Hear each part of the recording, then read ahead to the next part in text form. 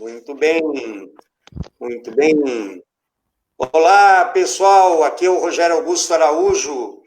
Estamos aqui começando a nossa live do Melhorias para a Piedade, né? Hoje com a presença, então, do Hamilton Pereira e a mediação do Paulo Vitor, professor Paulo Vitor, conforme a gente tinha combinado. Lembrando os amigos que, porventura, a nossa internet às vezes dá umas engasgadas, né? Então, pode acontecer de falhar e se a gente toca o pau aí, vamos lá. Agora, antes até da gente começar, eu quero avisar que eu fico aqui no celular para acompanhar e o Paulo Vitor se encarregou de conversar, de fazer a conversa. Então, se vocês me verem com a cabeça baixa, é porque eu estou cuidando da apresentação, tá legal? Perfeito, Rogério. Antes de começar a cumprimentar vocês, eu quero falar aqui sobre o Hamilton. O Hamilton Pereira nasceu em Sorocaba, tem 65 anos, é casado, pai de 5 filhos, de origem metalúrgica, foi eleito deputado estadual pela primeira vez em 94, com pouco mais de 19 mil votos. O bom trabalho realizado na Assembleia Legislativa rendeu 4 reeleições, com votações bem mais expressivas, sendo que em 2002 foi o deputado estadual do PT mais votado do Brasil. Parabéns, ótimo. 2006 foi classificado em primeiro lugar no ranking do movimento Voto Consciente, que acompanha o trabalho dos parlamentares na Assembleia Legislativa como o deputado mais atuante do Estado de São Paulo. Então, pessoal, pela sua competência por defender os interesses da região, através de projetos como o que cria a região metropolitana de Sorocaba, que é o que a gente vai falar daqui a pouco também, o Hamilton se tornou, então, a voz da região de Sorocaba, na Assembleia Legislativa. Essa representatividade teve resultado em importantes frutos para a região, como a aprovação de 8 milhões para a instalação do campus da Unesp, em Sorocaba, criação da ala de queimados no conjunto hospitalar de Sorocaba e conquista de 1,5 milhão no orçamento estadual para a compra de novos equipamentos de hemodiálise para o hospital, né? Então, ele é a voz as vozes dos paulistas aí, né? Boa noite, Paulo Vitor, também, que está apresentando o nosso programa. Eu vou agora, enquanto a gente está conversando, eu vou começar a espalhar o nosso programa. Tudo bem, Paulo? Tranquilo. Boa noite, pessoal. Hamilton, aí. Boa noite, Rogério. Boa noite, Hamilton. Eu que agradeço, Rogério. Agradeço o convite e a oportunidade de conversarmos com vocês e com os nossos amigos aí de Piedade. É uma alegria estar em contato com vocês novamente. Muito bem. Paulo, o Paulo Vitor é professor. Não sei se tem apresentações, Paulo, mas você pode começar. Não, eu tranquilo, o pessoal aí já está familiarizado já com a figura, né? Já está mais tranquilo. Mas, então, gostaria de agradecer aí o Rogério, agradeço o Hamilton também, o pessoal que está aí sempre ouvindo, participando com a gente aí, né? Seja pelo Instagram, pelo Facebook aí, né? O Rogério tem feito um trabalho aí legal de divulgar ideias mesmo, né? Pensamentos acerca da nossa região, do nosso município aí. Então, tem nosso primeiro questionamento aqui, Hamilton. Ele vai um pouco na sua história, né? Na sua atuação aí, porque, na verdade, você conseguiu, né, ser eleito antes do PT se tornar uma potência, né, como Partido dos Trabalhadores a nível nacional, né, porque principalmente a partir de 2002, né, a partir da reeleição do Lula, né, da presidente Dilma, então acho que ali o PT ganhou uma notoriedade nacional, mas antes disso, carecia então desse trabalho de base, de divulgação de ideias, não é, de trabalhar com a comunidade e mostrar qual que era o trabalho, os ideais do partido, né, que quadros o partido tinha para apresentar para Sorocaba, para a região, né, para o estado de São Paulo e, em tese, para o Brasil todo, né. E aí, dentro disso, a gente viu, né, o Rogério traçou aí um pouco do seu histórico, né, e viu que você começou nos anos 90 ali e foi, né, crescendo, ascendendo aí. Não é fácil, a gente sabe, né, se manter 20 anos, né, 2 décadas aí se reelegendo. Tem que ter trabalho, porque senão você não consegue ter todo esse sucesso nas urnas, né. E aí, pensando nesse sentido, a gente percebe também que, por exemplo, você olha para, né, mais de 100 mil votos em 2012, e aí você já não conseguiu ser reeleito, né? Não conseguiu uma nova reeleição aí nos últimos 2 pleitos. Então, você poderia comentar um pouco dessa perspectiva? Você acha que tem a ver com a questão nacional, que o PT sofreu? Você acha que tem a ver, né, com a coisa que começa na esfera federal e depois chega na regional? Você acha que é um desgaste que acontece mesmo? A que você atribui isso? E você pensa que, nesse sentido, o PT pode contribuir ainda do Partido dos Trabalhadores para pensar saídas para essa crise a nível aqui regional ou na Lesp, que você tem grande experiência nisso, que você pode contribuir bastante para a gente pensar essas questões, se elas têm diminuído ou não, se isso, né, esse sentimento do antipetismo ele existe ainda ou diminuiu, como que é a sua leitura de alguém que é um militante histórico aí, né, do partido. Paulo Vitor, primeiro um abraço a você, agradecer ao Rogério o convite, né? Essa oportunidade de estarmos aqui, eu acho que é um campo aí onde nós podemos conversar bastante, né? Dizer a você, importante, a princípio, ressaltar que Hamilton Pereira, 5 mandatos de deputado estadual e tudo mais, quer dizer, o Hamilton é apenas um agente, uma espécie de porta-voz desse eleitorado todo aí, que durante 5 mandatos, 20 anos, concedeu mandatos para o Hamilton Pereira. Porque, na realidade, eu preciso dizer isso logo na abertura, né? Ninguém é alguém sozinho. Conduzir um mandato, seja de vereador, de deputado, prefeito, prefeita, é saber escalar o time, é contar com uma equipe, né, bem azeitada, uma equipe que pensa igual, que tem os mesmos objetivos, né? E nós demos essa sorte. Desde o primeiro mandato, constituir um grupo de companheiros e companheiras que caminharam junto conosco, né? Fazendo com que tudo aquilo que nós fôssemos encontrando pelo caminho, isso é muito importante, no primeiro planejamento estratégico que nós fizemos, para organizar o primeiro mandato, o primeiro ano, né? Nós tiramos algo que eu reputo como da maior importância, que era o seguinte: Hamilton Pereira era até então um metalúrgico, direção da CUT, direção do Partido dos Trabalhadores, estava no diretório e tal, e tinha sido, inclusive, presidente do PT, né? E nós chegamos na Assembleia Legislativa e tivemos a consciência, desde o primeiro momento, de que ser deputado no estado de São Paulo é o estado mais populoso da federação, é o estado mais rico da federação. 1/3 do PIB do Brasil passa aqui, é produzido aqui no estado de São Paulo. Então, seria muito pequeno você se eleger deputado, ir para dentro da Assembleia Legislativa, para ser o deputado dos metalúrgicos, para ser o deputado dos trabalhadores metalúrgicos de Sorocaba, ou mesmo da região. Isso é importante, eles me ajudaram muito, mas era fundamental, e isso a gente tirou no planejamento estratégico.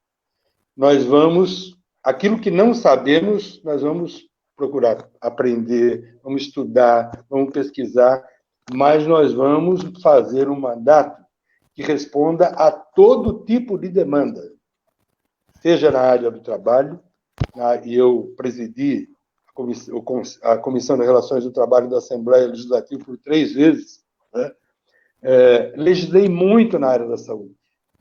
Era um metalúrgico preocupado, e nós nos preocupamos desde o início. Você vai ouvir muito eu falar nós, exatamente por conta dessa consciência que eu tenho, que era equipe, né? Aquela assessoria maravilhosa me ajudava muito nisso. Então, nós tínhamos pessoas que militavam na área da educação, como você, né? Tínhamos pessoas que militavam na área da saúde pública, pessoal de ensino de saúde. Tínhamos pessoas ligadas às mais diversas movimentos, organizações sociais, associação de moradores, enfim. Então, tudo aquilo que surgisse como desafio para o mandato, aquilo que não soubéssemos, iríamos estudar, iríamos produzir leis. E, desde o princípio, nós definimos o seguinte: não vamos lá para criar denominação de viaduto, sabe, de ponte de estrada. Nós vamos lá para fazer leis que efetivamente interfiram, mudem a vida das pessoas para melhor. Então, essa definição, desde o princípio, ajudou muito. Ter uma equipe azeitada, uma equipe que trabalhava juntos, um time que jogava junto, sempre foi muito importante. Então, vamos começar assim. É nós. Nós conseguimos, né, com esse time muito bom. Aliás, o Marcelo Rolim, aí, de Piedade, trabalhou no nosso mandato, inclusive. Acho que o Rogério quer falar sobre isso, acho que ali, ó. Perfeito. O Marcelo Rolim, ele acabou de mandar. Boa noite, pessoal. Grande Hamilton. Um exemplo de seriedade e honestidade na política. Tenho muito orgulho por ter atuado em seu mandato. Forte abraço, Marcelo e a família Xixo. Eu estou falando que era um mandato minha com um prima, time... Então, por favor, dá continuidade, Paulo. Eu já coloco a Cíntia aqui para falar um oi também. Tranquilo. Certinho, você viu, Hamilton? Você comentou aí o nós, já chegou outra parte do nós, você viu? Você viu? É verdade. Essa família é uma família muito querida. A família do Xixa, da Dona Tereza, o Marcelo, a irmã dele, enfim, são pessoas muito queridas. Aí, em Piedade, eu tenho amigos, amigas extremamente queridos. Gente muito afetiva, inclusive, né? É uma cidade que sempre me recebeu de braços abertos e o compromisso com Piedade se prolongou ao longo dos anos exatamente por conta desse carinho, desse calor humano, desse povo maravilhoso aí de Piedade. O Adriano Lemes diz, boa noite, Hamilton Pereira. Você ajudou muito Piedade e continua ajudando. Grande pessoa. O PT tem que retornar em Piedade. Que bom. Né? Bom, vamos lá, Paulo. Olha, eu vou colocar a Cíntia para dar o recado do Cultura Livre. Cíntia, vou chamar você aqui. Só um minuto, Hamilton. Deixa eu colocar a Cíntia aqui junto com a gente. Oi, Cíntia. Oi, tudo bem? Oi, Paulo. Cíntia, fala para a gente sobre... Então, boa noite para vocês. Eu estou passando aqui rapidamente só para deixar a divulgação do projeto do Cultura Livre. Ontem começou a primeira live, que foi com o Duco. E amanhã a gente vai ter outra live, só que vai ser na plataforma do Instagram. Vai ser com a Flor Maria, uma artista que a gente tem de Piedade, também atriz, cantora e compositora. A gente vai estar fazendo bate-papo e também um pocket show, que ela vai estar apresentando a produção mais recente dela, que se chama Concerto para Homens e Lobisomens, com o grupo Flor Maria e o Jardim, que é um trabalho 100% independente e com músicos da cidade também, todos piedadenses. Então, sigam lá a plataforma também do Facebook, né, que é Cultura Livre Piedade, do Instagram, que é @Cultura Livre Piedade _. E aí vai ser transmitido por lá amanhã. Cíntia, muito obrigado, então, pela participação, a participação rápida, né? Um dia eu vou entrevistar minha prima. Obrigada. Tchau. Prazer, Cíntia. Parabéns pela sua luta, querida, viu? Obrigada. Parabéns. Acho que a cultura é assim, eu sempre trato a questão da cultura como uma das coisas principais na vida do ser humano, né? Mas que, infelizmente, cada vez que nós discutimos o orçamento do Estado na Assembleia Legislativa, o que nós víamos é que, para a cultura, era sempre aquilo que sobrava. Se sobrar alguma coisa, vai para a cultura. Era essa mentalidade, ou é essa mentalidade, da maioria dos governantes, né? Então, Cíntia, parabéns pela luta, é isso mesmo.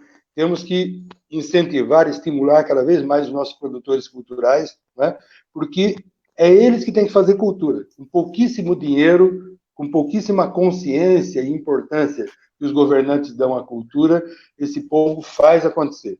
E cultura é tudo, é a formação, é o desenvolvimento intelectual e cultural da humanidade, né? Isso é importante demais. Antes da próxima pergunta do Paulo, vou mandar aqui. O Evandro, Jonas e Paula, diz, boa noite, Rogério, Paulo Vitor e Hamilton. Abraços, companheiros de São Bernardo do Campo. O Sandro Comauer diz, boa noite, Hamilton. E o Vaguinho está dizendo grande Rogério Araújo, quer dizer. Paulo, por grande favor, Rogério Araújo. É o homem da iniciativa. Parabéns, parabéns. com isso. Por favor, Paulo.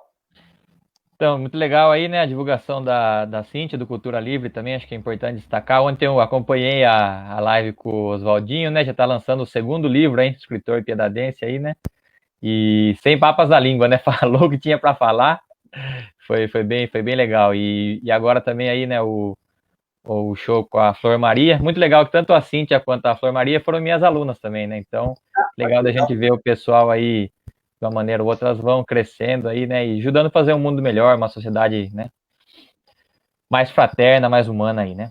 E vamos então para o segundo questionamento, dando continuidade aí, Hamilton, na atuação do Legislativo Estadual, né, você que teve aí tanta experiência, tanta atuação, né, reeleição e trabalhando muito, e mais de 100 mil votos, então é um lugar que você conhece muito bem, muitas das pessoas que estão na Lesp hoje foram seus colegas, então vocês conhecem até, né, do ponto de vista, assim, provavelmente, né, com pessoalidade, né, e até atuado junto mesmo. Como que você acha que eles têm respondido a essa crise? Como você tem visto a atuação, né? Eles apresentaram aí antes do feriado do Dia do Trabalho, né, uma redução de salários, de benefícios, né, de cortes em gabinetes, então você acha que isso pode ser um exemplo para os municípios, né, para um corte para os vereadores no executivo, você acha que não é o caminho? Como que você tem enxergado isso aqui? Como que você acha que isso pode ser pensado na nossa região metropolitana aqui, né, de Sorocaba? Como que você enxerga isso? Legal, Paulo Vitor, deixa eu te contar uma coisa. Eu acho importante que você tenha levantado isso, mas eu quero retomar aquela primeira pergunta que você fez. Sim, tranquilo. Eu falei dessa coisa do coletivo, mas é importante a gente respondê-la com muita objetividade. Você falou sobre se há um desgaste do PT, se o antipetismo interfere ou não na votação das pessoas. Interfere muito, né? Porque foi uma campanha de ódio durante um bom tempo, fustigando o PT, difamando o PT, e é claro que isso pega na opinião pública, isso pega, né? Nós, infelizmente, depois que esse cidadão, o Steve Bannon, veio assessorar aqui essa turma do ódio e tal, de Bolsonaro, né? Esse cara descobriu uma coisa mágica, né? E é assim, você cria milhões de robôs, coloca eles com frases prontas e tal, e começa a propagar ódio. Quer dizer, essa coisa espalha e não há quem vença isso. Eu, num determinado momento, eu paro, inclusive, de discutir no Facebook. Você está querendo discutir ideias, e não tem como discutir ideia com quem não tem ideia, com robô. E só repete aquelas coisas, né, do mito e tal, enfim. E essa coisa contra o PT o tempo todo, claro que influenciou, tirou muito voto, inclusive diminuiu a bancada do PT estadual e tal. Isso interfere sim, mas eu quero te dizer o seguinte, essa pergunta que você faz, a Assembleia Legislativa do Estado, os deputados lá resolveram agora fazer uma redução no salário até para designar uma parte desses recursos para o combate ao coronavírus, ou seja, destinar esses recursos à saúde. Isso é muito importante. É uma das coisas que a Assembleia Legislativa de São Paulo pode fazer neste momento, né? Quando eu chego na Assembleia, vou contar para vocês, eu fui eleito em 94, tomei posse para o meu primeiro mandato em 15 de março de 1995. Quando eu cheguei na Assembleia, a Assembleia Legislativa do Estado tinha acabado de votar o fim da aposentadoria de parlamentares, que era uma coisa fantástica para a época e muito importante, porque é importante que as pessoas que estejam nos acompanhando aqui saibam, porque tem muita gente que até hoje eu encontro e as pessoas me perguntam, mas você aposentou como deputado, você deve estar bem. Então, não, eu sou um metalúrgico aposentado. A minha profissão é torneiro mecânico, né? Embora eu tenha uma formação como você em história, né? Mas eu só fui obter o meu título de história, enfim, em 2015, ou seja, 5 anos atrás, quando eu estava completando 60 anos de idade. Aí terminei a minha graduação em história e tal, e hoje sou bacharel em história. Mas as pessoas têm essa dúvida, elas acham que você está aposentado como deputado. Isso é importante para a gente contar. Em 95, quando eu cheguei na Assembleia, o conjunto dos deputados tinha aprovado uma lei do então deputado Roberto Gouveia, do PT, que acabou com a aposentadoria de parlamentar no estado de São Paulo. Isso depois foi estendido para todas as câmaras municipais. Foi muito importante. É bom que as pessoas saibam que, antes de 1995, um deputado que se elegesse 2 vezes consecutivas, ele tinha direito a se aposentar com 100%, aposentadoria vitalícia, com 100% do salário de um deputado. Ele ia receber o salário de deputado para o resto da vida. E se ele fizesse um mandato só e não conseguisse se reeleger, ele se aposentaria com 50% do salário de um deputado. Foi o PT que acabou com isso na Assembleia Legislativa, obviamente convencendo os pares e tal. Isso foi muito bom, porque depois se estendeu para o Estado de São Paulo, se acabou com a aposentadoria de vereadores e tal, porque é uma lei estadual. Eu acho importante essa iniciativa dos parlamentares de hoje, na Assembleia Legislativa, porque, quem sabe, isso também cria um exemplo importante, né, e saudável para as câmaras municipais fazerem o mesmo, para que as pessoas detentoras de cargos, principalmente de livre nomeação, né, cargo comissionado, em comissão, possam também dar a sua contribuição, enfim, né, mas isso não resolve. Os orçamentos do Estado, do município e da União têm que estar a serviço de cumprir a Constituição, de destinar para a saúde aquilo que já está determinado na Constituição. O problema é que, daquilo que sai do orçamento aprovado, até chegar lá na ponta da linha, sabe? Lá no hospital, para compra de equipamento, para compra de medicamentos, para contratação, né, de pessoal habilitado, enfim, muita coisa fica pelo caminho. Eu acho que isso é triste constatar isso no Brasil, mas por 20 anos nós votamos o orçamento do Estado na Assembleia Legislativa, discutimos emendas para a nossa região, para a região do Vale do Ribeira, uma região muito pobre, né? E nós sabemos como é que é isso. Então, precisa cumprir a Constituição, destinar os recursos que estão determinados pela Constituição e fazer chegar nos hospitais, fazer chegar na compra de equipamentos, na contratação de pessoal e tudo mais. Portanto, esse exemplo da Assembleia Legislativa é um bom exemplo. É um bom exemplo. Hoje, a Assembleia Legislativa, ao meu ver, tem um conjunto muito mais conservador, mas, a despeito disso, ainda eles puseram a mão na consciência e conseguiram fazer com que o corte de parte do salário, de parte dos vencimentos para a destinação à saúde, fosse uma coisa positiva, principalmente neste momento da pandemia. É um bom exemplo. Eu queria ler aqui, Lúcio César diz, votei 2 vezes em Hamilton, estadual e federal. Rodrigo Silveira diz, boa noite, Hamilton, Rogério, Cíntia e Paulo, abraço para todos. Di Barbosa, boa noite, Rogério, Paulo e Hamilton, ótima live. O Rodrigo Silveira diz, boa noite, Hamilton, Rogério e Paulo. Um grande abraço a todos. Tá? Eu coloquei esse bannerzinho, agora não consigo tirar ele. Mas que bom, aí, que aí, bom. Aí, falei para você desculpa. que essa companheirada de Piedade, eles gostam da política, eles interagem com a política e são muito atentos. Isso é muito importante. É muito importante. Um abraço aí a todos que estão nos acompanhando. Obrigado. Isso aí. Eu queria aproveitar a deixa do tempinho para avisar 3 coisas aí, né?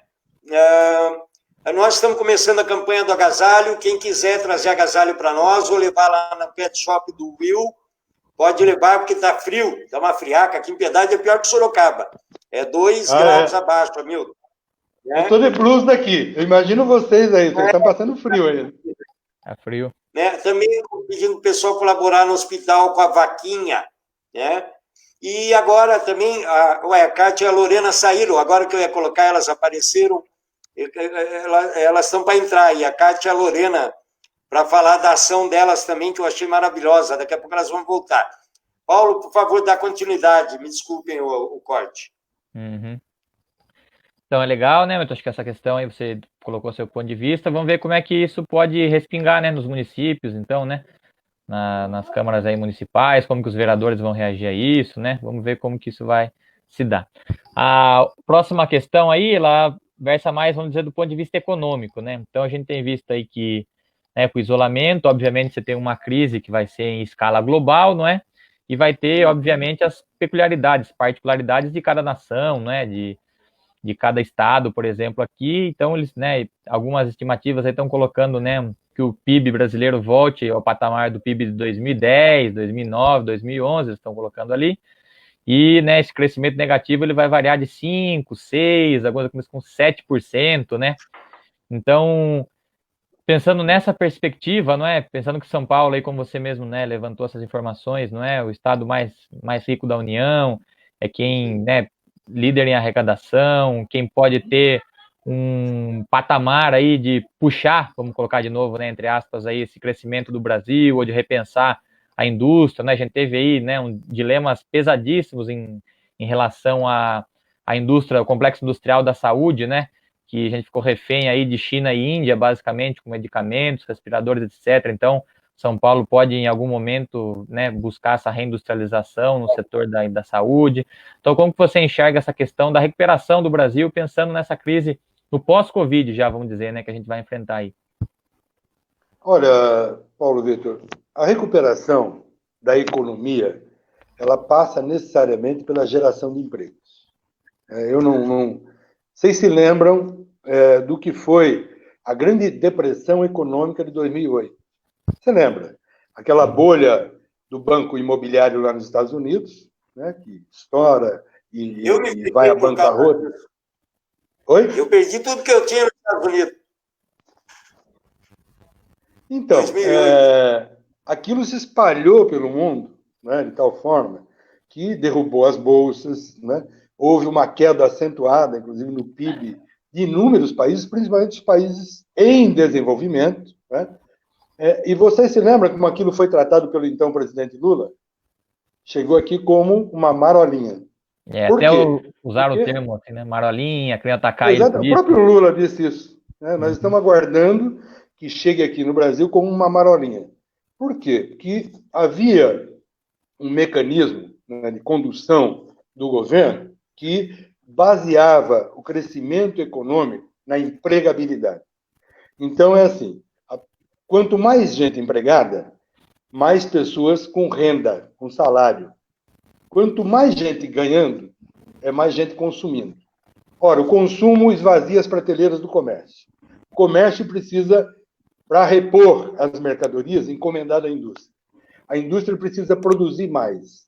Para produzir mais, precisa contratar mais, que a gente chamava de círculo virtuoso que nós vivemos. E, de fato, a crise de 2008 não fez muito estrago no Brasil, e o Brasil continuou, inclusive, tendo um PIB em alta. Claro que o baque é global, a economia é globalizada e tudo mais, não é?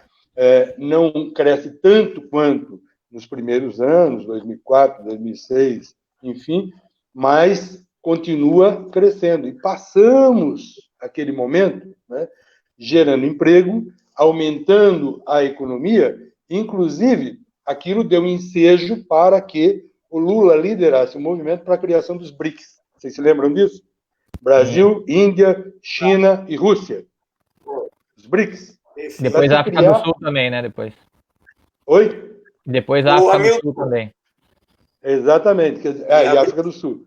Porque era para criar um mercado dos países em desenvolvimento que pudessem, né, compor, um comprar do outro, enfim, e a economia continuar navegando em mares, digamos, menos agitados, né, e passar por isso. O problema é que esta crise está nos pegando em cheio.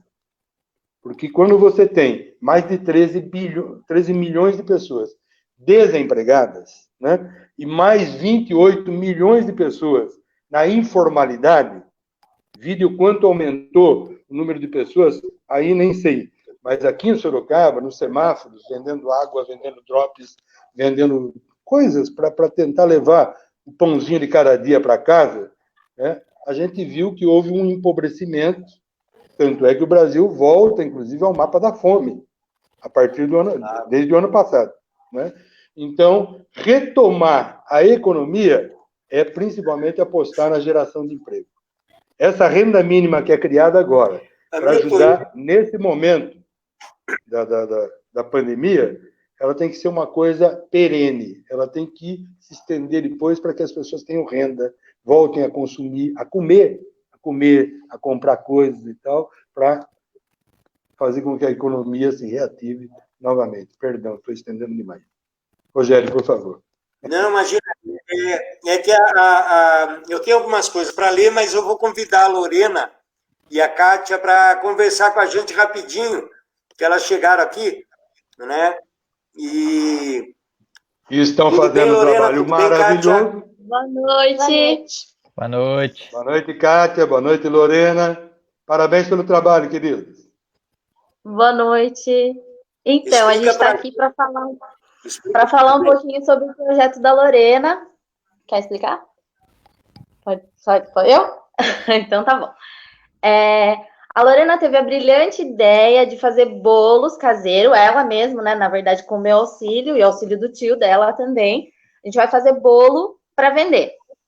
E todo o dinheiro vai ser revertido para compra de ração para gatos, cachorros em situação de rua e também para os animais domésticos cuja família não tem condição, né? A gente até estava doando cesta básica, conseguindo fazer um projeto social legal, e agora as mesmas pessoas a gente vai estar levando a ração para os animais. Né, Lô? E onde que vai ser a entrega das comidinhas, das rações? Onde vocês vão entregar? Como é que vocês vão colocar para os bichinhos? Fala, Lorena. Pode falar? Quer falar? Pode falar? Fala, filha. Fala, Lorena. Ela tá me cutucando, tipo, fala você, mãe. Para gravar vídeo ela é tranquila, mas ao vivo ainda tá assim, né? Então, a gente tá pensando em abastecer as ruas, né? Porque tem muitos animais em condição de rua e vão ser os primeiros beneficiados com as rações. E logo em seguida a gente também vai passar para as famílias que estão precisando. Como ela sempre diz, se as pessoas não têm dinheiro para comprar comida para si próprias, né? Como elas vão comprar para os animais? Então a gente conta com... Para a gente terminar rapidinho a sua participação, né? Como é que faz para entrar em contato contigo, quem quiser colaborar comprando bolo? Porque acho que esse sábado você já vendeu tudo, né?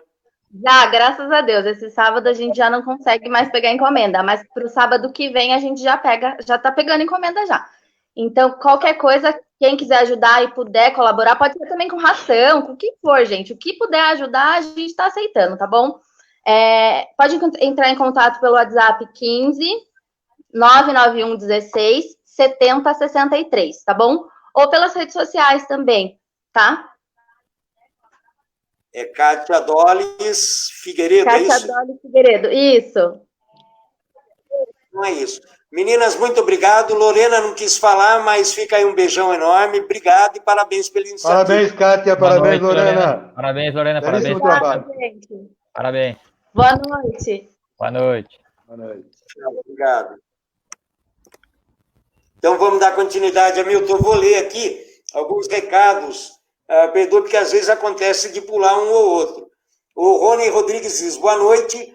Rodolfo Pereira da Silva diz, boa noite a todos. Parabéns pela iniciativa de propiciar bons debates. Obrigado. Gostaria de saber dos convidados como pode se aproveitar essas novas formas de solidariedade com a pandemia para que se transformem em políticas públicas consolidadas. Hamilton, segura um pouquinho para responder, eu vou ler aqui. O Jeremias Ribeiro diz, o ex-prefeito, né, o prefeito Jeremias, boa noite, grande e eterno deputado, que tanto ajudou o nosso município. O Alisson Duarte, companheiro, boa noite, um grande abraço a Hamilton Pereira, nosso eterno deputado de nossa região de Sorocaba. A doutora Regiane diz, boa noite, Rogério, Paulo e Hamilton. Parabéns, e diz doutora Nalva Pausetti, acho que está querendo chamar a Nalva Pausetti. Bom, enfim, Nalva. A pergunta, então, é do Rodolfo, né? Quer saber como pode aproveitar essas formas de solidariedade com a pandemia para que se transforme em política pública consolidada. Deu para entender? Deu perfeitamente. Eu quero agradecer, inclusive, a pergunta do Rodolfo, porque... É essa mesmo. Rodolfo, pode falar. Primeiro eu te agradeço a pergunta, porque me permite entrar num campo aí que eu acho que é a alma do brasileiro, viu? A solidariedade. Nós estamos vendo agora iniciativas muito importantes, né? É muita gente. Eu estou acompanhando aquele trabalho da CUFA, Central Única das Favelas, arrecadando alimentos, distribuindo. Estou vendo mesmo a Secretaria de Assistência Social de Sorocaba, Cidadania, né? Da parte da Prefeitura de Sorocaba, distribuindo cestas básicas para a população carente. Existe um cadastro geral na Prefeitura e eles estão fazendo isso, né? Então, essa inclusive, uma demonstração importante e que é possível, depois de passada a pandemia, e vencido o tal do pico e tal dominado ou debelada essa patologia, a gente possa continuar com essas políticas, como disse desde o início, né, inclusive a política de renda básica cidadã, que é uma proposta do Suplicy, desde que o Suplicy foi para o Senado, e ele foi senador aí durante 30 anos, quer dizer, desde que ele foi para o Senado, ele briga em cima da renda mínima de cidadania, que é isso, dar dignidade para as pessoas, aquele sonho nosso de que ninguém passe fome no Brasil, que as pessoas tenham direito a pelo menos 3 refeições por dia, era o sonho do Betinho, do Lula, e que a gente precisa transformar isso em políticas perenes, políticas permanentes, políticas públicas, né? Isso tem que ser colocado nos orçamentos públicos. Orçamento do município, orçamento dos estados, orçamento da União. Porque o ser humano tem que estar na frente de qualquer tipo de política. É importante, eu não sou desses que polariza essa discussão, não, isso é mais importante que aquilo, eu acho importante nós termos indústrias, empresas gerando emprego, dando oportunidade de trabalho para as pessoas, garantindo salário, garantindo os direitos dos trabalhadores, mas é fundamental também a gente ter o ser humano, né, e a vida do ser humano, que implica em saúde, educação, morar com dignidade e se alimentar principalmente, né? E saúde em todos os aspectos. Esse conceito de saúde não é apenas a pessoa que não tem doença. É saúde mental, intelectual, física, mental, intelectual e espiritual. Então, o Estado também tem que prover isso. Aliás, está na Constituição. Saúde, direito de todos, dever do Estado, né? Educação, direito de todos, dever do Estado. As políticas fundamentais para a promoção da vida estão lá na Constituição. Não cumpre o governo que não quer, que é desleixado para com a vida. Mas é fundamental que a gente transforme isso em práticas perenes, né? Então, é importante essa pergunta que o companheiro fez, porque hoje essas demonstrações de solidariedade, né, que acontecem hoje, porque estão sendo provocadas em função da pandemia, elas, na realidade, fazem parte desse espírito brasileiro. O brasileiro... Teve um momento da minha vida que eu comecei a trabalhar com a questão da leucemia. Né? Isso me veio lá do Hospital do Câncer Infantil, e daí nós fomos pesquisar isso, né? A incidência de leucemia no Brasil é muito grande, e o único jeito de resolver isso é transplante de medula óssea. Aí eu descobri, né, que o Brasil é possivelmente o país de maior miscigenação racial do mundo. Por isso que a compatibilidade entre 2 indivíduos é muito difícil, porque nós somos todos uma mistura, né? Eu sou claro, eu olho para o Paulo aqui, Paulo parece descendente de árabe, olhando Isso. aqui, viu, Paulo? Todos nós temos um pouco de sangue indígena, vocês sabem disso, né? Eles já estavam aqui quando os portugueses chegaram. Depois chegaram os italianos, espanhóis, ingleses, alemães, japoneses, enfim. Há pouco tempo atrás, fez 100 anos da migração japonesa aqui para o Brasil, enfim. É uma mistura extraordinária. E o Brasil acolheu a todos, de braços abertos. Todos viraram brasileiros, e todos se apaixonaram pela nossa terra, porque o povo brasileiro é extremamente acolhedor. Está mostrando isso nesse momento né? E isso pode ser estendido, como disse o nosso amigo, como sugeriu o nosso companheiro que se manifestou aí, isso pode ser estendido com políticas públicas para cuidar de gente, para cuidar da vida. Paulo, pode dar continuidade, daqui a pouco eu vou ler alguns dos comentários, tá? Uhum. Então, acho que só aproveitando isso aí que o Rodolfo levantou, né? Rodolfo. Isso. E o Hamilton comentou, a gente tem inclusive exemplos históricos, né, Milton, muito legal, muito interessantes, né, contundentes até nesse sentido.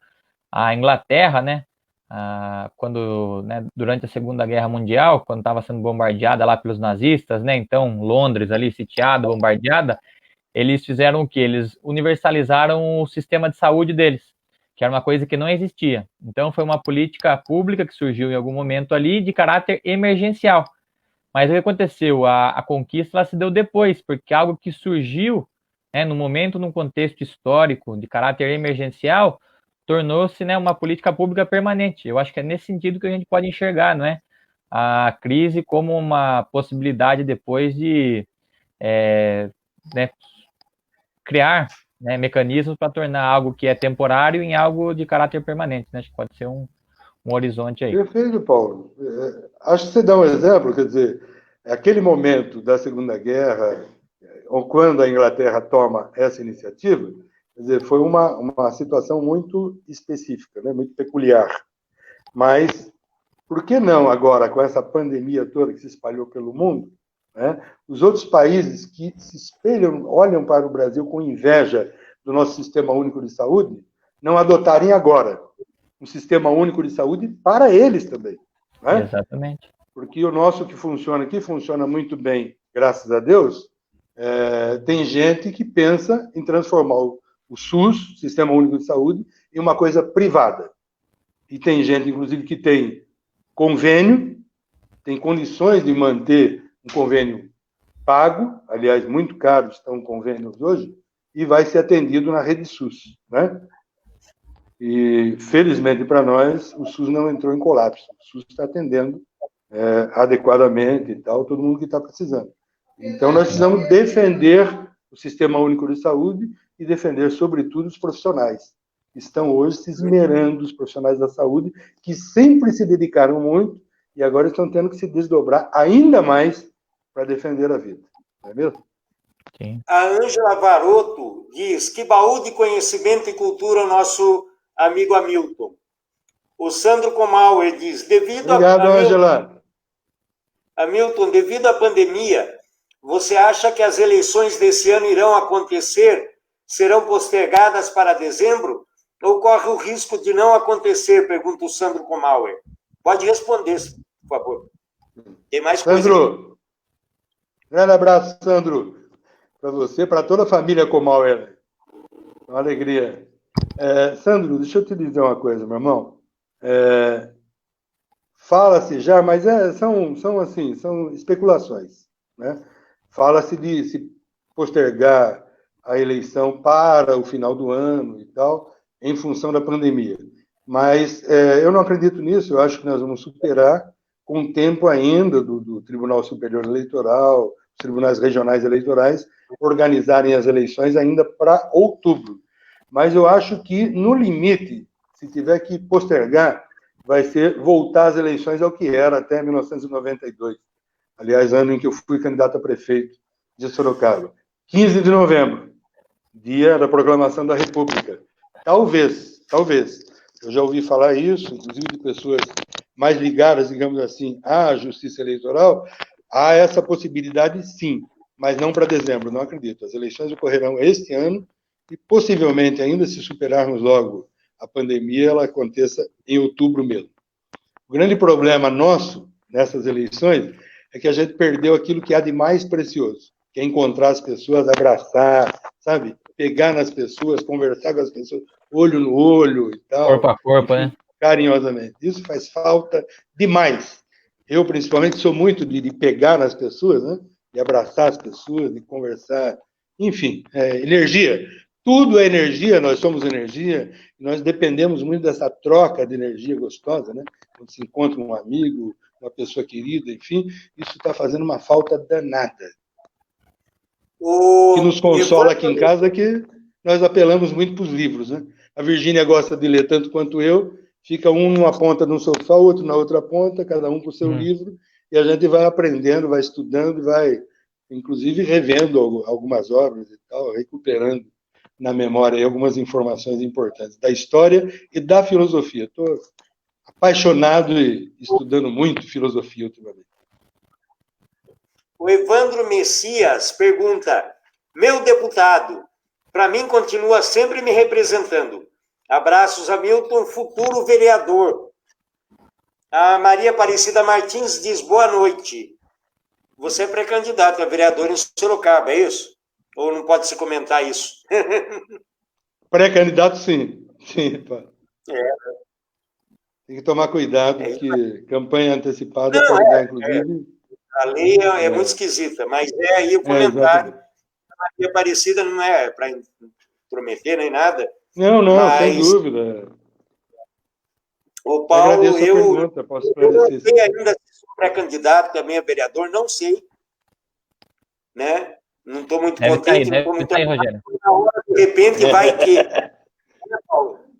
Paulo, pode dar continuidade, por favor. Beleza, tranquilo. Então aqui, ó, deixa eu só organizar aqui. Agora, Hamilton, pensando assim já mais na escala nacional, né, na União aqui, ou mesmo no Executivo Estadual, né, pensando no Poder Executivo. Né, a gente comentou aí da Leste, do Poder Legislativo, e agora indo mais para onde o bicho pega, né? Como que o senhor avalia aí, tem alguma perspectiva, né, a atuação do presidente? Nós tivemos a troca do ministro da Saúde, né? O Mandetta, querendo ou não, tinha um apoio popular. Ele queria acabar com o SUS, esse Mandetta. Mas ele tinha um apoio, né, popular muito maior do que o Tite que entrou depois, né? E aí teve a troca, eu acho que tem todo o enredo, tem, né, essa briga, vamos colocar entre aspas aí, né? Que tem um lado político dela, né? Entre o Dória e o Bolsonaro, sem sombra de dúvida, a população não é idiota, né? Ela percebe esse jogo também. E há, obviamente, né, recomendações da Organização Mundial da Saúde, né, o que se deve fazer ou não, né, a possibilidade de um lockdown ou não, o isolamento social. Então, eu acho que todo esse arcabouço aí de informações são importantes para você posicionar, né, como que você tem tido essa percepção, né, nesse momento. Sem dúvida. Eu acho o seguinte, o governo federal, ou o desgoverno federal, ele anda trabalhando contra o isolamento social, ele anda trabalhando contra os cuidados necessários para se enfrentar esse tipo de vírus que ele infecta muito rapidamente, né, e percorre, assim, horizontalmente todas as classes, aliás, verticalmente todas as classes sociais. Classe pobre, classe média alta, ricos, enfim, ele não vê condição social, enfim, esse tipo de contágio ou de vírus que é letal, ele precisa de todos os cuidados. Os países que se saíram melhor, né, no enfrentamento a isso foram os países que rapidamente optaram pelo isolamento social. Hoje, a Itália, por exemplo, que teve um problema muito grave, que rapidamente superou a China em número de óbitos, né? A Itália foi perceber tardiamente que tinha que isolar todo mundo. Já tinha morrido muita gente, né? No Brasil, felizmente, as pessoas logo de pronto se isolaram, apesar e a despeito do presidente da República. Apesar e a despeito do Bolsonaro, né? E dos seus ministros, do seu corpo. Porque é impressionante como esse pessoal, esse sim, separam a economia do ser humano. A economia é mais importante que tudo, né? E o ser humano não tem muita importância. Você viu o que ele falou, né? E daí? Eu sou Messias, mas não faço milagre e tal, quando falaram para ele, né, das mortes. Agora, né? Exatamente. Então, infelizmente, nós estamos vivendo agora, é uma coisa que eu adjetivo como um novo ciclo, né? O neofascismo, e esse ciclo ele se repete na história pela terceira vez. Primeira vez foi na pré-Primeira Guerra Mundial. Paulo é professor de História, ele sabe disso tanto quanto nós. Quer dizer, lá em 1914, houve uma ascensão do fascismo na Europa e no leste europeu.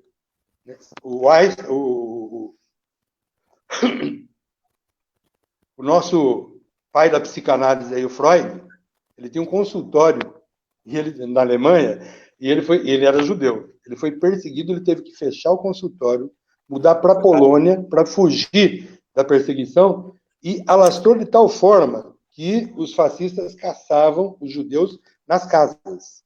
E era um vizinho entregando o outro, então era uma barbárie. Depois essa coisa morre lá com a Primeira Guerra Mundial, com a Revolução Russa, de 1917 e tal, e volta ali em 1930, 1940, para fomentar a Segunda Guerra Mundial. Não é verdade? Depois da Segunda Guerra Mundial, essa coisa se dispersa, né? E agora nós estamos vendo, nós vimos recentemente a ascensão disso de novo, dessas ideias neofascistas pelo mundo. Lá com o Trump nos Estados Unidos, depois, infelizmente, essa coisa chega aqui no Brasil, lá na França, enfim, essa coisa, nós precisamos enfrentar isso. Para enfrentar, nós precisamos retomar um projeto, né, que coloque o ser humano, o elemento humano, na frente de toda e qualquer política pública. Para isso, nós precisamos de uma unidade. Como é que eu estou vendo isso neste momento? É preciso que se dialogue toda a centro-esquerda. Eu digo assim, os partidos socialistas, os partidos de esquerda, os partidos de centro, a social-democracia, o MDB, o PT, o PSB, o PDT, pessoal, obviamente, precisamos conversar, o PCdoB, para um projeto que, superado esse momento, né, de neofascismo no Brasil, nós possamos ter um grande projeto de nação. E todo projeto de nação inclui, tem que ser levado em conta a inclusão de todas as pessoas excluídas hoje do mercado de trabalho, excluídas do mercado da política alimentar, né? Então, nós precisamos trazer todos os excluídos para dentro desse mundo real, onde as pessoas têm o direito ao trabalho, ao direito à alimentação, o direito à qualidade de vida e à dignidade, novamente. Isso só pode sair das forças mais equilibradas e mais próximas à questão dos direitos humanos e tudo mais, que foi totalmente rechaçada com o neofascismo no Brasil. E é isso que representa esse governo aí. O Guedes quer já entregaram o nosso petróleo, estão entregando. Você sabe, né, que a gasolina custa caro no Brasil, e nós estamos mandando ela para refinar lá fora, estamos comprando de volta em dólar. O dólar subindo, né, e a gente comprando isso. É um absurdo o que fizeram com o Brasil. Esse leilão louco que vai entregando tudo e tal, desrespeitando o direito à vida, inclusive dos nossos indígenas. Né? Não sei se vocês têm esse dado, mas eu tenho aqui comigo. O último levantamento do IBGE deu conta de que a misoginia no Brasil mata uma mulher por violência a cada 7 horas. Cada 7 horas morre uma mulher de forma violenta. A maioria pelos próprios parceiros. Mas isso é fruto de uma mentalidade. De uma mentalidade que não aceita a mulher como igual. A mulher no mercado de trabalho, a mulher como igual intelectual, cultural, a mulher como um ser, né, livre, pleno de direitos. E assim acontece com a juventude negra das periferias e agora está acontecendo lá com os nossos índios. Né? Felizmente para nós, vocês viram a campanha aí do Sebastião Salgado agora, né, que reuniu celebridades no mundo inteiro e assinando uma petição, eu assinei também, aliás, eu acho que vocês aqui que estão na comunicação devem divulgar isso. A petição está nas redes. Vamos assinar isso, que é dirigida aos nossos governantes para a gente afastar os madeireiros, as mineradoras de lá das terras indígenas e proteger os indígenas, com técnicos, com médicos, com pessoal, inclusive, porque se esse vírus chegar lá, vai ser aí sim, aí a pandemia vai liquidar aqueles que já estavam aqui desde a chegada dos portugueses. Hamilton, para eu fazer, a Leonina Xavier diz boa noite, o Xixo e a Rita mandam um abraço para você, Hamilton. Elson Aparecido manda boa noite, grande companheiro Hamilton. Marcelo Rolim diz, alerta, hoje Piedade acasalou 38 casos confirmados de Covid, dobrou em menos de 10 dias. E Biúna tem mais de 50. Espera só um minuto. O Elson Aparecido diz, PT cada dia mais forte.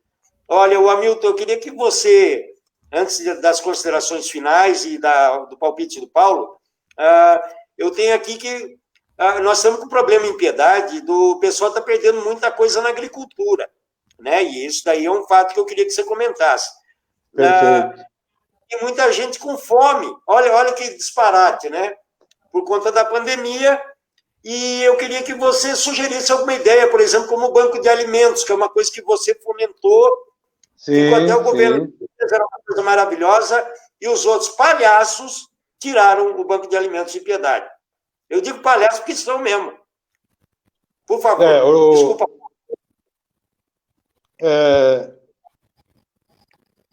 Alô, vocês estão me ouvindo? Sim. Estamos. Perfeito. Tinha caído o som do Rogério, achei que eu também estava mudo aí. Deixa eu te dizer, o Banco de Alimentos em Sorocaba existe desde a década de 90. Foi uma iniciativa extraordinária, aconteceu dentro do CEAGESP, né? Quando nós tivemos um companheiro nosso do PT que foi chamado a administrar o CEAGESP, e aí essa ideia do Banco de Alimentos era assim, tinha uma multidão de pessoas que desde as 5 horas da manhã ficavam no portão do CEAGESP, quando abria o CEAGESP eles entravam para pegar tudo que estava pelo chão, folhas, resto, tomate jogado fora, aquilo que era descartado, eles pegavam lá e levavam para casa para tentar ver o que é que dava para aproveitar ou não. Aí surge a ideia de que, já aí, durante o governo Lula, de montar dentro do CEAGESP um banco de alimentos, e aí foi feita uma parceria com o SESI, foi feita uma parceria com as escolas técnicas, então aquele pessoal ia para lá, já com expertise, né?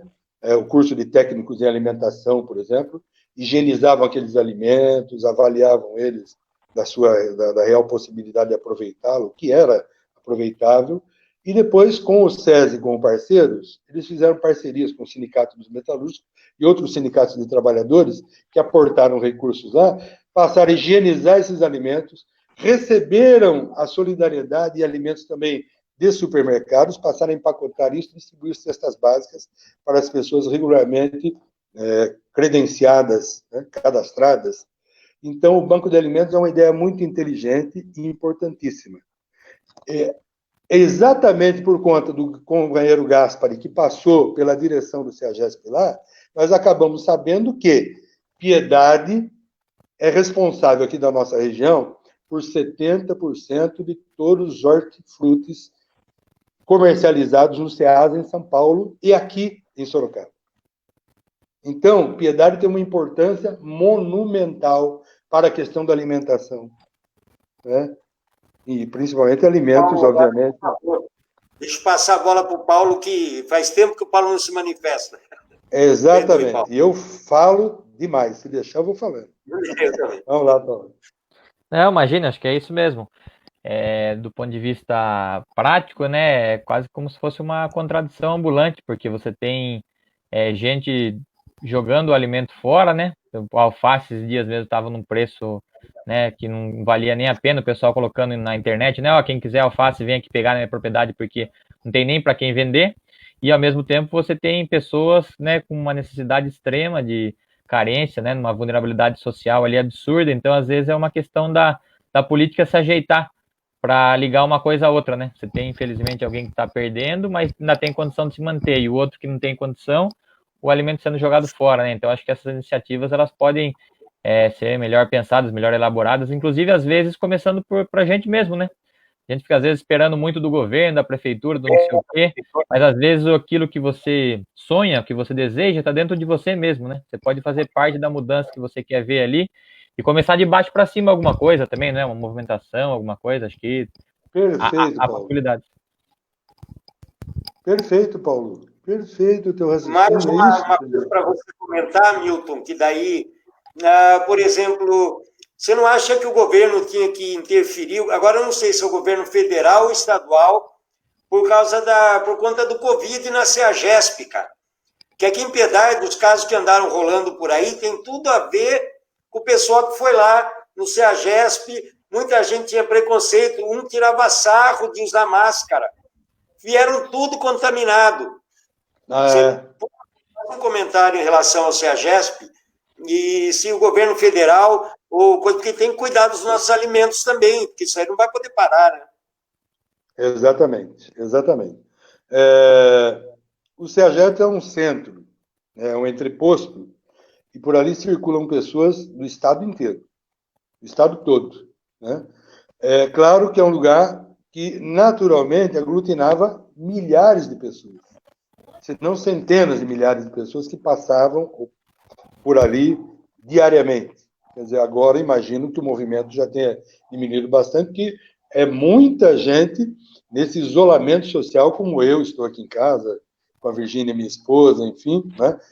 Porque as pessoas precisam pensar agora em preservar a vida.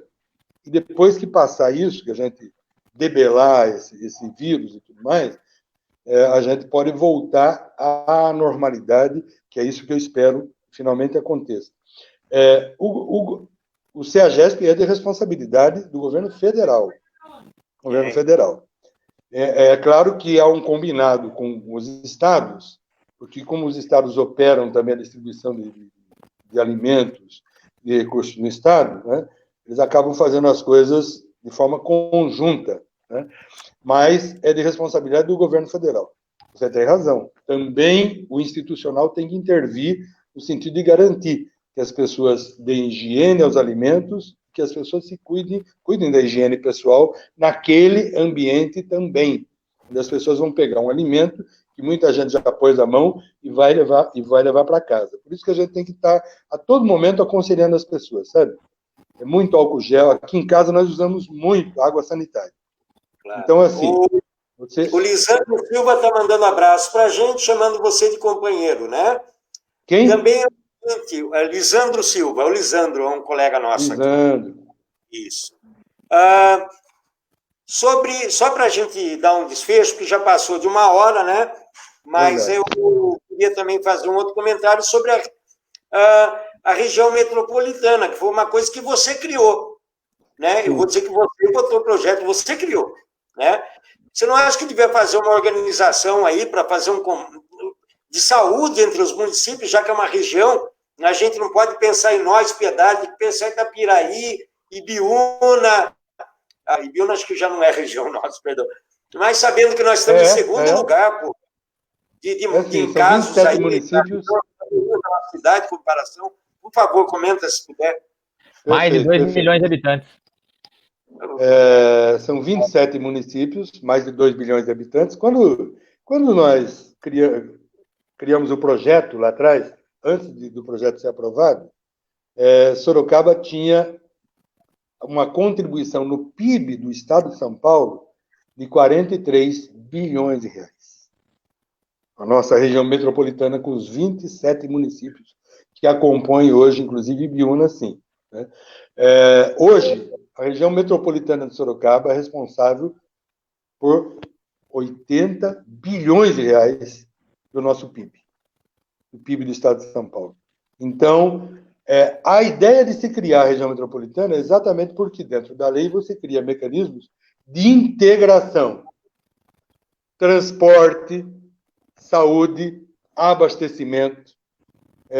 Aproveitar isso que o Rogério levantou para dizer, Rogério, rapidissimamente, dia 29 eu participei de uma live como essa aqui com companheiros de Porto Feliz e dizia o seguinte: a prefeita de Sorocaba, que é a cidade sede da região metropolitana e que é naturalmente a presidenta do Conselho de Desenvolvimento Metropolitano, que reúne os prefeitos de quando em quando, ela tem que reunir imediatamente todos os prefeitos dos 27 municípios e discutir a integração da saúde. Quantos leitos nós temos? Juntando todos os hospitais, todas as santas casas, né? Quantos leitos nós temos? Quantos leitos hoje reservados para o atendimento do Covid-19? E não sei se por coincidência ou ela nos ouviu naquela... Mas no dia seguinte, no dia 30 de abril, véspera do feriado de 1º de maio, Dia do Trabalhador, ela chamou os prefeitos todos para discutir exatamente isso, a integração e contabilizar os leitos, os hospitais, enfim. Eu espero que isso tenha dado algum resultado, eu não vi a divulgação depois de qual foi o resultado dessa reunião dos prefeitos todos, mas vocês têm toda a razão, nós temos que discutir a integração disso, sabe? Porque a dialética do mundo diz o seguinte, o mais forte tem que ajudar o mais fraco, né? Então, os municípios que têm mais unidades hospitalares, mais UTIs, mais leitos hospitalares e tal, tem que disponibilizar isso. Aliás, a central de vagas fica com o Estado está dizendo que vai começar a mandar gente lá da capital para o interior. Então, nós temos que nos antecipar a isso e fazer a integração nós aqui, né?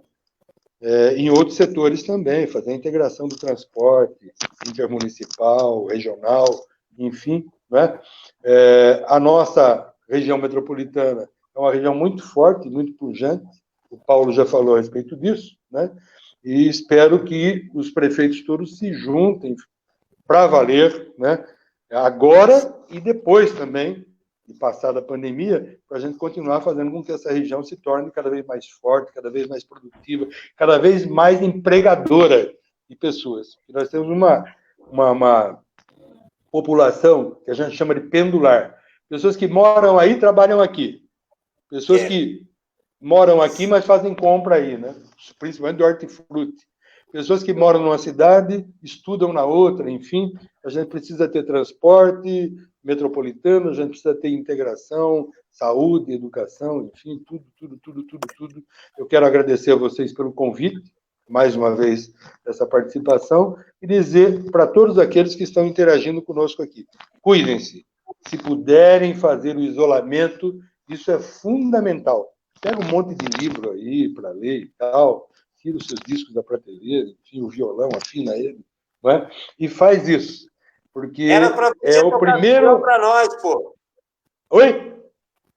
Como é que é? Era para você tocar violão para gente.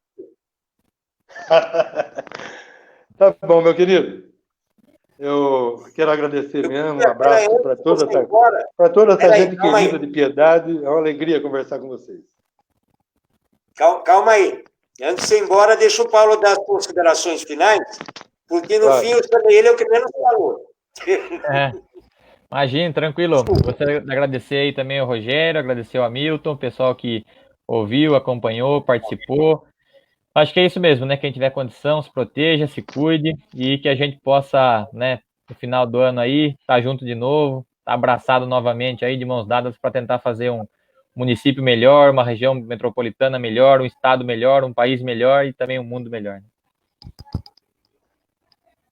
Hamilton, então eu queria agradecer você imensamente, agradecer o pessoal que participou. Tem espera só um minuto aqui, eu preciso agradecer também a Julie Emily, que é a minha vizinha, ela que fez a arte que a gente colocou ali para avisar, né? Ela é artista plástica, ela é graphic designer, né? Agradecer muito a ela e, obviamente, o Paulo Vitor colaborou com as perguntas. O tempo não permite que a gente fique mais, Hamilton, mas que delícia. Muito obrigado por conversar com você, viu? Você pode... Abração. Agora sim eu peço... Abração, do fundo do coração. Obrigado pelo convite. Paulo. Então tá bom. Até logo, Hamilton. Obrigado, amigos. Obrigado. Desculpa se alguém não conseguir ler alguma coisa, mas nós estamos juntos aí, tá bom? Qualquer coisa escreve para nós. Obrigado, boa noite a todos. Grande abraço e vamos ficar em casa. Tchau. Boa noite, pessoal. gente. Boa noite. Obrigado.